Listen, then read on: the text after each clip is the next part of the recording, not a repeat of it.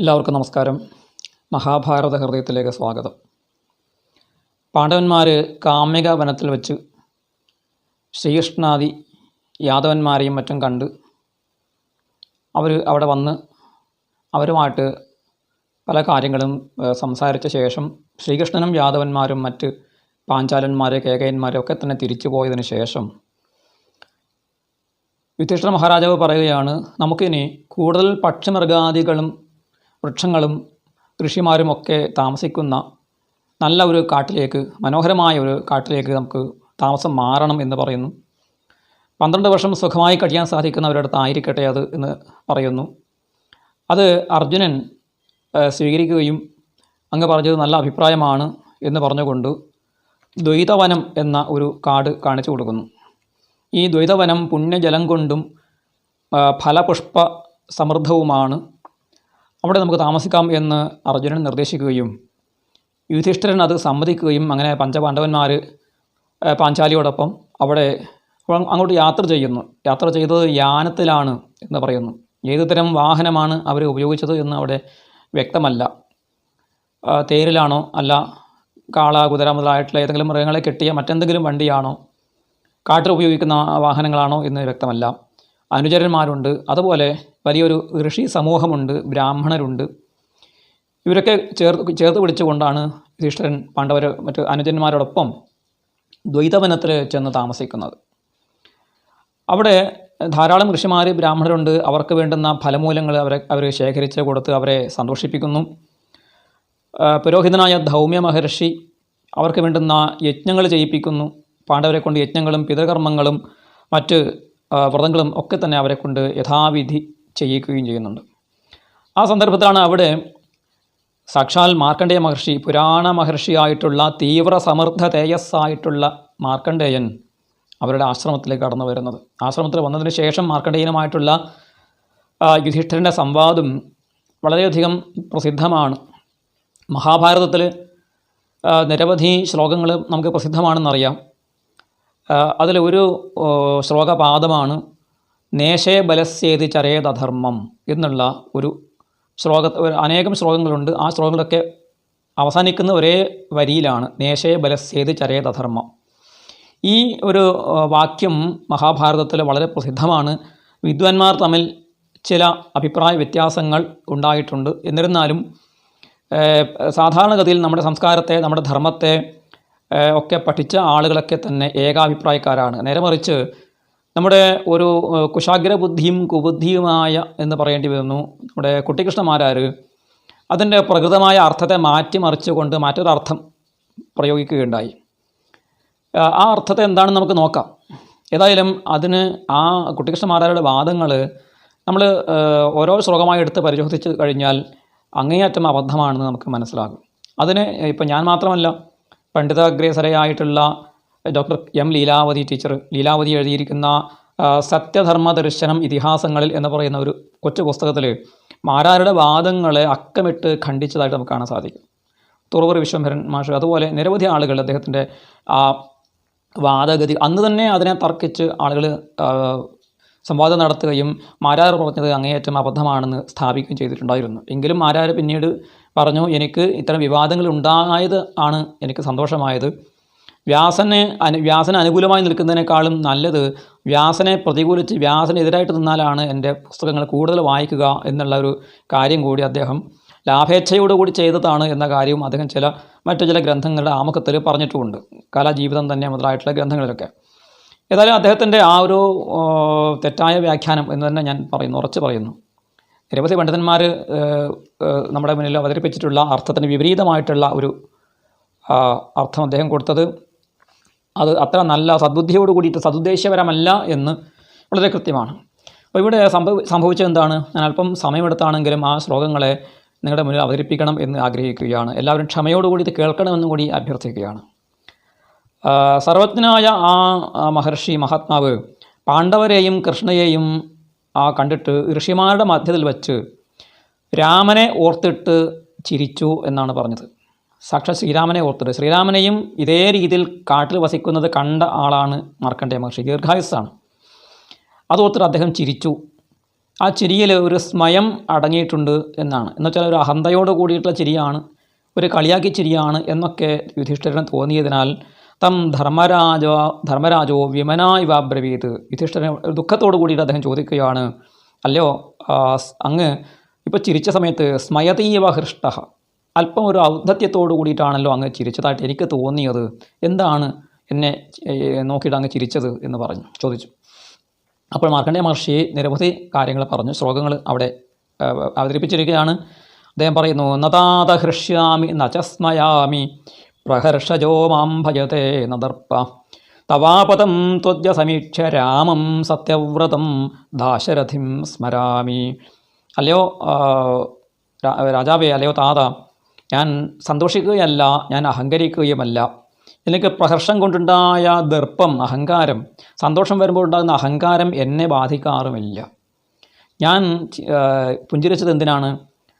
അങ്ങയുടെ ഈ ദുഃഖം ഇത് പണ്ട് സത്യവ്രതനായ ശ്രീരാമനും ദാശരഥിയായ ശ്രീരാമനും ഇതുപോലെ അനുഭവിച്ചത് ഞാൻ കണ്ടിട്ടുണ്ട്. അതുകൊണ്ട് അത് ഓർത്തിട്ടാണ് ഞാൻ പുഞ്ചിരിച്ചത് എന്ന് പറയുകയാണ്. കാരണം ആ ശ്രീരാമനൊടുവിൽ അദ്ദേഹം രാജ്യം തിരിച്ച് നേടുകയുണ്ടായി. അദ്ദേഹത്തിനും ധർമ്മത്തിന് വേണ്ടിയിട്ടാണ് ഈ ദുഃഖം അനുഭവിക്കേണ്ടി വന്നത്. അതിനുശേഷമാണ് അദ്ദേഹം വീണ്ടും പറയുന്നു, രാമനെക്കുറിച്ച് വീണ്ടും പറയുന്നു, സചാപി രാജ സഹ ലക്ഷ്മണേന വനേ നിവാസം പിതുരേവ ശാസനാത് ധന്വീചരൻ പാർത്ഥമയൈവ ദൃഷ്ടോ ഗിരേഃ പുരാ ഗൃഷ്യമൂകസ്യ സാനൗ. പണ്ട് ആ രാമൻ എന്ന രാജാവ് അച്ഛൻ്റെ ശാസനം ഗ്രഹിച്ചുകൊണ്ട് വില്ലും അമ്പുമായിട്ട് ആ ഗൃഷ്യമൂക പർവ്വതത്തിൽ അങ്ങനെ സഞ്ചരിക്കുന്നത് ഞാൻ തന്നെ കണ്ടിട്ടുണ്ട്, ഇതുപോലെ കണ്ടിട്ടുണ്ട്.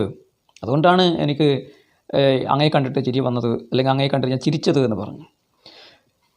സഹസ്രനേത്രപ്രതിമോ മഹാത്മാ യമസ്യ നേത നമുചേഷ്ടഹന്ത പിതൃനിദേശാദനഘ സ്വധർമ്മേ വാസം വനേ ദാശരഥിശ്ചകാര. ശക്രനെപ്പോലെ, ഇന്ദ്രനെപ്പോലെ പ്രതാപശാലിയായിട്ടുള്ള നമുജിയെ വരെ വധിച്ച ഇന്ദ്രൻ്റെ തന്നെ മറ്റൊരു രൂപമായിട്ടുള്ള ആ രാമൻ അത്രയും ശക്തനായിട്ട് പോലും അദ്ദേഹം എന്ത് ചെയ്തു? സ്വധർമ്മേ ചകാര. അദ്ദേഹം സ്വധർമ്മം വിട്ടില്ല. കാട്ടിൽ പോയത് സ്വധർമ്മത്തെ അനുഷ്ഠിക്കാൻ വേണ്ടിയിട്ടായിരുന്നു എന്നാണ് ഇവിടെ പറയുന്നത്. സചാപി ശക്രസ്യ സമപ്രഭാവോ മഹാനുഭാവ സമരേഷ്വജേയ വിഹായ ഭോഗാനചരദ്വനേഷു നേശേ ബലസ്യേതി ചരേതധർമ്മം. അത്ര ശക്രപ്രഭാവനായിട്ടുള്ള രാജാവായിട്ട് പോലും അദ്ദേഹം എല്ലാം വിട്ടുകൊണ്ട്, സുഖഭോഗങ്ങളെ വിട്ടുകൊണ്ട് കാട്ടിൽ സഞ്ചരിച്ചു. അപ്പോൾ ബലവാനെന്ന് കരുതിയിട്ട്, എനിക്ക് ബലമുണ്ട് എന്ന് കരുതിയിട്ട് അധർമ്മം ചെയ്യരുത്.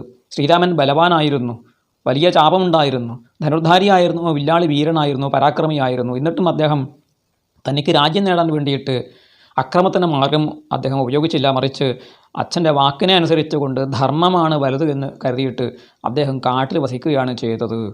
നേശേ ബലസ്യേതി ചരേത ധർമ്മം. ബലസ്യ ഈശ ഇതി അധർമ്മം ന ചരേത് എന്നാണ് ഇതിൻ്റെ അന്വയം. ഞാൻ ബലത്തിന് ആളാണ് എന്ന് കരുതിയിട്ട് അധർമ്മം പ്രവർത്തിക്കരുത് എന്നാണ്. ഇനി വരുന്ന ശ്ലോകങ്ങളിലൊക്കെ തന്നെ ഈ വാക്യം കാണാം. പക്ഷേ കുട്ടിക്കൃഷ്ണമാരാർ ഇതിനെ തെറ്റായിട്ട്, അല്ലെങ്കിൽ മറ്റൊരു തരത്തിൽ അന്വയിക്കുകയാണ്. ബലസ്യ ന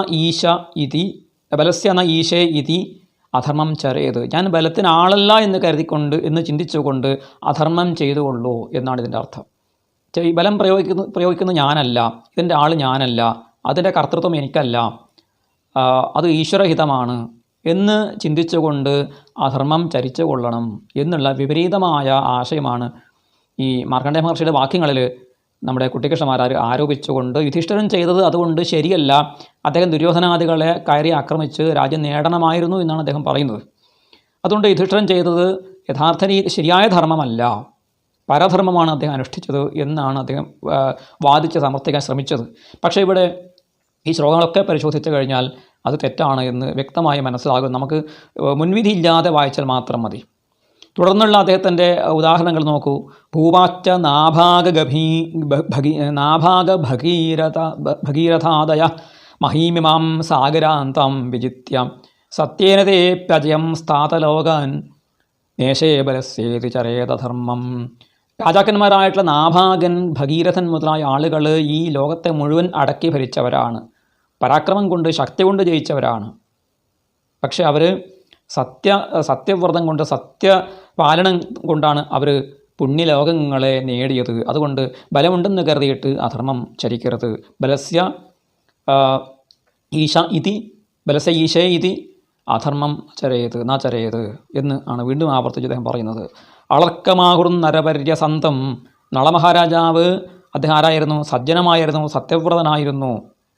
പക്ഷെ അദ്ദേഹവും ധർമ്മത്തിന് വേണ്ടി എന്ത് ചെയ്തു? തൻ്റെ രാജ്യം ഉപേക്ഷിച്ചുകൊണ്ട് കാട്ടിൽ വസിക്കുകയുണ്ടായി. ഇനി നമ്മുടെ പ്രകൃതിയിലുള്ള ഉദാഹരണങ്ങൾ നോക്കൂ. ധാത്രാവിധിരിയോ വിഹിത പുരാണൈസ്തം പൂജയന്തോ നരപര്യസന്ത സപ്തഋഷയ പാർത്ഥ ദിവിപ്രഭാന്തി നേശേ ബലസ്യേത് ചരേതധർമ്മം. ധാതാവിൻ്റെ ബ്രഹ്മാവിൻ്റെ കൽപ്പനയനുസരിച്ചുകൊണ്ട് എത്രയോ കാലങ്ങളായിട്ട് ആകാശത്തിൽ പ്രകാശിച്ചുകൊണ്ടിരിക്കുന്ന ആ സപ്തർഷി മണ്ഡലത്തെ നോക്കൂ. ആ സപ്തർഷികൾ തപസ്സുകൊണ്ട് ലോകത്തെ സൃഷ്ടിക്കാനും സംഹരിക്കാനും കഴിവുള്ളവരായിട്ടും അവർ ആ വിധിവാക്യത്തെ സ്വീകരിച്ചുകൊണ്ട് ആ ആകാശത്തിൽ നിന്നുകൊണ്ട് പ്രകാശിച്ചു കൊണ്ടിരിക്കുകയാണ്. അപ്പോൾ വിധിക്ക് കീഴടങ്ങിക്കൊണ്ട് ജീവിക്കുക എന്നുള്ള ഈശ്വരഹിതത്തിന് കീഴടങ്ങി ജീവിക്കുക എന്നുള്ളതല്ലാതെ സ്വന്തം തനിക്ക് ബലമുണ്ടെന്ന് കരുതിയിട്ട് വിധിവിഹിതമല്ലാത്ത ഒരു മാർഗത്തെ സ്വീകരിക്കുന്നത് ശരിയല്ല. അധർമ്മം ചരിക്കരുത്. നേശയ ബലസ്യേതി ചരേത അധർമ്മം. ആനകളെ നോക്കൂ എന്ന് പറഞ്ഞു. മഹാബലൻ പർവ്വതകോ ഉടമാത്രാൻ ഇഷാണിന പശ്ചഗജാൻ നരേന്ദ്ര സ്ഥിതാന്നിദേശേ നരവര്യധാതു നേശേ ബലസ്യേതി ചരേതധർമ്മം. മഹാബലശാലികളായിട്ടുള്ള പർവ്വതങ്ങളിൽ സഞ്ചരിക്കുന്ന പർവ്വതങ്ങളെക്കാൾ വലുപ്പമുള്ള ആനകളെ നോക്കൂ. അതൊക്കെ അവരൊക്കെ എന്ത് ചെയ്യുന്നു? ബലമുണ്ടായിട്ടും ആ ബലം ആന വിചാരിച്ചാൽ ഒരു കാട് മുഴുവൻ നശിപ്പിക്കാൻ സാധിക്കും, ലോകത്തെ മുഴുവൻ നശിപ്പിക്കാൻ സാധിക്കും. പക്ഷെ അവർ അക്രമം ചെയ്യാതെ ശാന്തരായിട്ട് കാട്ടിൽ അവരവരുടെ പുല്ലും തിന്ന് ഓടപ്പുല്ലും മറ്റു തിന്ന് ജീവിക്കുന്നത് കാണൂ. ധാതാവിൻ്റെ ഈശ്വരൻ്റെ നിർദ്ദേശത്തിനനുസരിച്ച് ജീവിക്കുന്നു. അതാണ് വാസ്തവത്തിൽ സത്യമായ മാർഗം. സർവാണി ഭൂതാനി നരേന്ദ്ര പശ്യ തഥാ യഥാപദ്വിഹിതം വിധാത്ര സ്വയോരതകർമ്മ സദാചരന്തി നേശേ ബലസ്യേതി ചരേതധർമ്മം. സകല ജീവജാലങ്ങളും പ്രാണിജാലങ്ങളെയും നോക്കൂ. അവരൊക്കെ തന്നെ അവരവർക്കുള്ള ധർമ്മം ചെയ്തുകൊണ്ട് ജീവിക്കുന്നു. അവർ ബലമുണ്ടെന്ന് കരുതിയിട്ട് തനിക്ക് ചേരാത്ത ഒരു പ്രവൃത്തി അവർ ചെയ്യുന്നില്ല. തൻ്റെ പ്രവൃത്തി ചെയ്തുകൊണ്ട് ജീവിക്കുന്നു. പശു പുല്ല് തിന്ന് ജീവിക്കുന്നു. സിംഹം വേട്ടയാടിയിട്ട് കിട്ടുന്ന വേട്ടയാടി വിശപ്പ് മാറ്റാനുള്ള ഒരു ഇരയെ മാത്രം വേട്ടയാടി തിന്ന് ജീവിക്കുന്നു. വയറ് നിറഞ്ഞാൽ പിന്നെ വേട്ടയാടുകയില്ല. ഇതൊക്കെ ആ പ്രകൃതി നിയമങ്ങളെ അനുസരിച്ചുകൊണ്ട് ക്രമരഹിതമായ ഒരു പെരുമാറ്റം ആ ജീവജാലങ്ങളിൽ നിന്നും ഉണ്ടാകുന്നില്ല. അതുകൊണ്ട് നേശേ ബലസ്യേതി ചരേതധർമ്മം. ബലത്തിന് ഞാൻ ബലവാനാണ് എന്ന് കരുതിയിട്ട് അധർമ്മം പ്രവർത്തിക്കരുത്. സത്യേന ധർമ്മേണ. എന്നിട്ട് ഒടുവിൽ ആ മാർക്കണ്ഡേയ മഹർഷി യുധിഷ്ഠിര മഹാരാജാവിന് ഒരു പ്രമാണപത്രം, ഒരു സർട്ടിഫിക്കറ്റ് കൊടുക്കുകയാണ്. അത് ഒരുപക്ഷെ കുട്ടികൃഷ്ണമാരാർക്ക് വേണ്ടത്ര മനസ്സിലാക്കാൻ സാധിച്ചില്ല എന്ന് കരുതണം. അദ്ദേഹം ധർമ്മിഷ്ഠനാണ്, അദ്ദേഹം സത്യവാനാണ് എന്ന് മാർക്കണ്ഡേയ മഹർഷിയോടെ പറയുന്നു. അവസാനം സത്യേന ധർമ്മേണ യഥാർഹവൃത്യാ ഹ്രിയാ തഥാ സർവഭൂതാന്യതീത്യ യശശ്ച തേജശ്ച തവാപി ദീപ്തം വിഭാവസോർഭാസ്കരസ്യേവ വാർത്ത. സത്യം കൊണ്ടും ധർമ്മം കൊണ്ടും അല്ലയോ കുന്തിപുത്ര, അതുപോലെ ഉചിതമായ പ്രവർത്തികൾ ചെയ്തിട്ടും പാപകർമ്മങ്ങളിൽ ലജ്ജ ഉണ്ടായിട്ടും സകല ജീവജാലങ്ങളെയും കടന്ന് അതിക്രമിച്ചുകൊണ്ട് അവയൊക്കെ കവച്ചു വെച്ചുകൊണ്ട് നീ യശസ്സും തേജസ്സും നേടി ആകാശത്തെ ശോഭിക്കുന്ന സൂര്യനെപ്പോലെ തേജസ്വിയായിട്ട് മാറിയിരിക്കുന്നു എന്നാണ് ഈ ശ്ലോകത്തിൻ്റെ അർത്ഥം. അപ്പോൾ ചെയ്യേണ്ട സമയത്ത് ചെയ്യാതിരുന്ന അനുചിതമായിട്ട് പ്രവർത്തിച്ച ഒരു യുധിഷ്ഠിരനെക്കുറിച്ചാണ് ഇവിടെ പറയുന്നത്. കുട്ടികൃഷ്ണമാരാർക്ക് വാസ്തവത്തിൽ എന്താണ് അദ്ദേഹത്തിന് ഈ ഭാരത പര്യടനം എഴുതുന്ന സമയത്ത് ബുദ്ധിഭ്രമം സംഭവിച്ചു പോയോ എന്ന് പോലും സംശയിക്കേണ്ടി വരുന്നു. ഈ ശ്ലോകങ്ങളുടെ മുഴുവനായിട്ടുള്ള അർത്ഥം മനസ്സിലാക്കാതെ അല്ലെങ്കിൽ അദ്ദേഹം വായനക്കാരെ തെറ്റിദ്ധരിപ്പിക്കാൻ വേണ്ടിയിട്ട് അങ്ങനെയൊരു ദുരർത്ഥം അതിന് കൊടുത്തു എന്നുള്ളതാണ്. അപ്പോൾ ഇവിടെ പറഞ്ഞ ആരെങ്കിലും അധർമ്മം ചെയ്തവരാണോ? ശ്രീരാമൻ അധർമ്മിയാണോ? ഭഗീരഥൻ അധർമ്മിയാണോ? സപ്തർഷികൾ അധർമ്മികളാണോ? ഇവരൊക്കെ ബലശാലികളായിട്ടും ലോകക്രമത്തിനനുസരിച്ച് ജീവിച്ചവരാണ് എന്ന ഉദാഹരണം കാണിച്ചുകൊണ്ടാണ് ബലമുണ്ടെന്ന് കരുതിയിട്ട് അധർമ്മം ചെയ്യരുത് എന്ന് പറയുന്നത്. അല്ലാതെ ഞാൻ ബലത്തിന് ആളല്ല എന്ന് കരുതിയിട്ട് എന്ത് അധർമ്മവും ചെയ്തുകൊള്ളൂ എന്ന് പറയുന്ന ഒരു വേദനിഷേധം, ശാസ്ത്രനിഷേധമല്ല ഇവിടെ മാർക്കണ്ഡേയ മഹർഷി പറയുന്നത്. അത് വളരെ വ്യക്തമായിട്ട് നമ്മൾ മനസ്സിലാക്കേണ്ടതുണ്ട്. ഈ മഹാഭാരതത്തിൽ തന്നെ ശാന്തിപർവ്വത്തിലൊരു ശ്ലോകമുണ്ട്. ഈ ശ്ലോകത്തിൻ്റെ സമാന അർത്ഥമുള്ള മറ്റൊരു ശ്ലോകമുണ്ട്, ഞാനിവിടെ ഉദ്ധരിക്കാം. ന ബലസ്ഥോഹമസ്മീതി നൃശംസാനി സമാചരേത്. ഏകദേശം ഇതേ അർത്ഥമാണ്. ന ബലസ്ഥോഹമി അസ്മി ഇതി നൃശംസാനി സമാചരേത്. ഞാൻ ബലസ്ഥനാണ് എന്ന് കരുതിയിട്ട്, എനിക്ക് ബലമുണ്ട് എന്ന് കരുതിയിട്ട് നൃശംസമായിട്ടുള്ളത്, മനുഷ്യത്വരഹിതമായിട്ടുള്ള ക്രൂരകർമ്മങ്ങൾ ചെയ്യരുത് എന്നാണ് ഈ വാക്യം. അപ്പം മാരാരിത് വ്യാഖ്യാനിക്കുകയാണെങ്കിൽ അഹം ബലസ്ഥ എന്ന അസ്മി ഇതി നൃശംസാനി സമാചരയത്. ഞാൻ ബലസ്ഥനല്ല എന്ന് കരുതിയിട്ട്, ബലത്തിനാളല്ല എന്ന് കരുതിയിട്ട് മനുഷ്യത്വരഹിതമായിട്ടുള്ള ക്രൂരകർമ്മങ്ങൾ ചെയ്തുകൊള്ളൂ എന്ന് മാരാര് ഇതിനെ വ്യാഖ്യാനിക്കേണ്ടി വരും. പക്ഷേ നിർഭാഗ്യവശാൽ മാരാര് മഹാഭാരതം മുഴുവൻ വായിച്ചു നോക്കിയിട്ടില്ല. അത് അദ്ദേഹത്തിൻ്റെ മറ്റൊരു ഗ്രന്ഥത്തിലെ കലജീവിതം തന്നെ എന്ന ഗ്രന്ഥത്തിൻ്റെ ആമുഖത്തിൽ അദ്ദേഹം പറഞ്ഞിട്ടുണ്ട്, ഞാൻ മഹാഭാരതം മുഴുവൻ വായിച്ചിട്ടല്ല ഈ ഭാരത പര്യടനം എഴുതിയതെന്ന് പറഞ്ഞിട്ടുണ്ട്.